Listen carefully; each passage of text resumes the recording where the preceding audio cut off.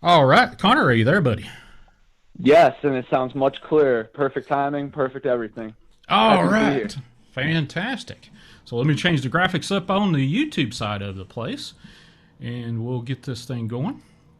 I appreciate everybody that's out there holding on while I'm doing this crazy stuff. And let's see, actually, let's go ahead and do the official sign in over on UPRN 107.7 down in New Orleans. So give me just a second, folks, and we'll do the official everything. So hold on, okay? All right.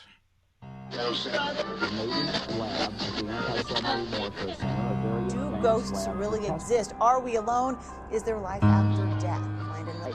It looked like a giant ape with a man's face.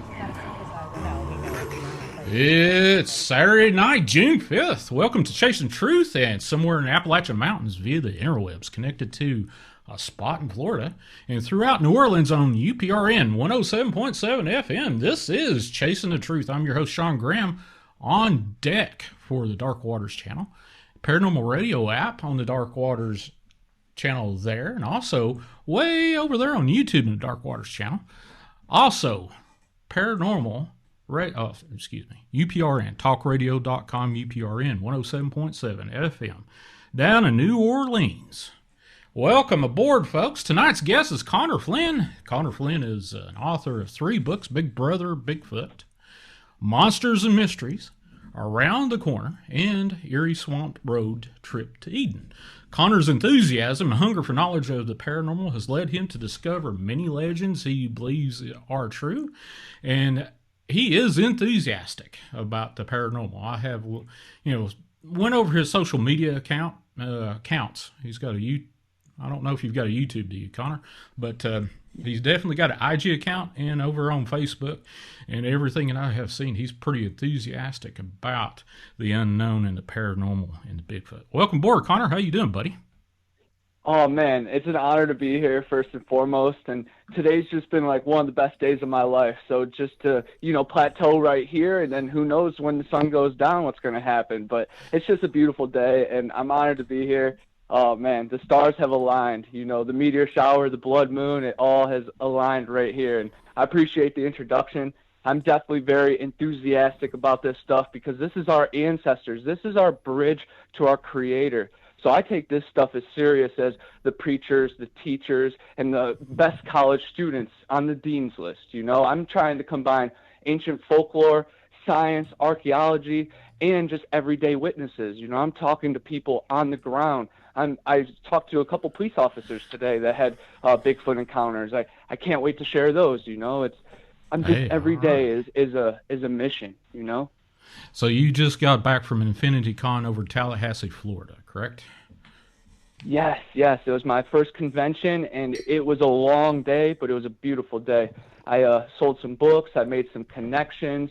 I took some footage and made some videos. I investigated the Rancor from Star Wars. Got to see that up close and personal. Oh, it was just a magical day, and just connecting with people on the ground floor, especially after the hard past 24 months. It was just so nice and refreshing just to be alive again. Oh man, so meant to be. Well, I did a screen grab off of your video that you posted on IG so everybody be able to see you as of today. You're standing in front of your table, your Bigfoot Anonymous table over at the Infinity Con, Tallahassee, Florida. So you met 2 police officers, and they had Bigfoot encounters. Was it local to where you were, or were they off from another state? They were from another state, but it is still local. It was up in Bainbridge, Georgia, so just right up the river. And it was 2 officers on duty, and the one in the passenger seat just froze. And the guy that I spoke to, asked him what was up. He was a seasoned veteran, so it was just chilling that, he was shook that bad. And he just looked up to his eyes up to the rearview mirror, and he looked up, and they saw an 8-foot tall creature just bravely standing out in the open. I don't know if you've heard, the stories by Lake Eufaula and, the Goatman of Cohelee Creek. Some of these creatures are just done with hiding. They are not scared of man anymore. They're just fed up with, us and our tactics. Oh yeah, oh yeah. So what got you into capturing all these crazy stories of the paranormal, Bigfoot, cryptids, ghost hauntings? I even think I saw you did a thing on crybaby bridges, which they're all over the country. Yes. Yes, I love crybaby bridges, witches' balls, abandoned homes, anything with some history. I love telling Civil War battle stories and visiting graveyards, especially with my friends, and then hearing their stories about the families.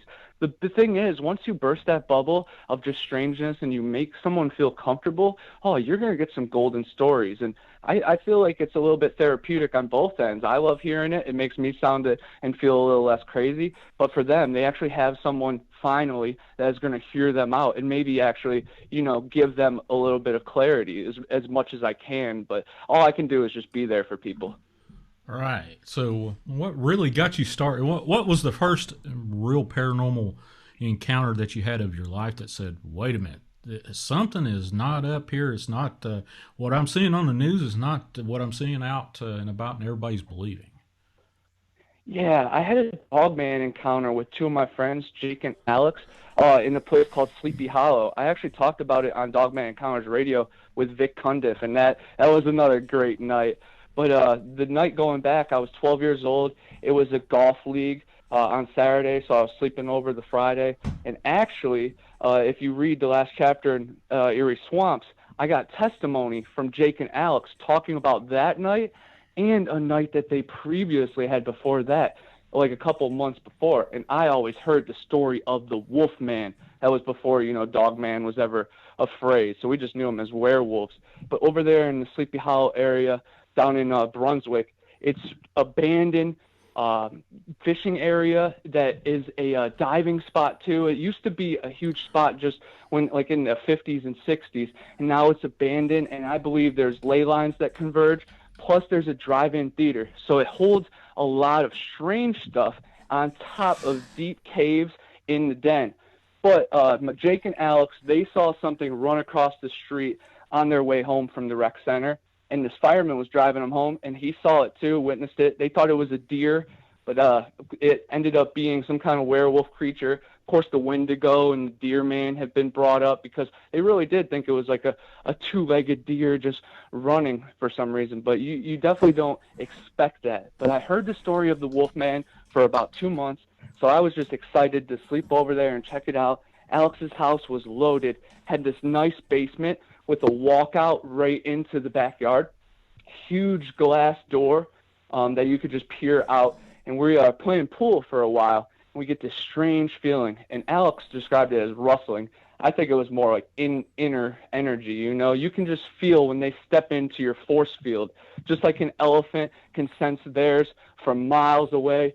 These things have echolocating, infrasound, and just all the characteristics and attributes that octopuses, dolphins, bats, and all the greatest of the nature's, gifts out there.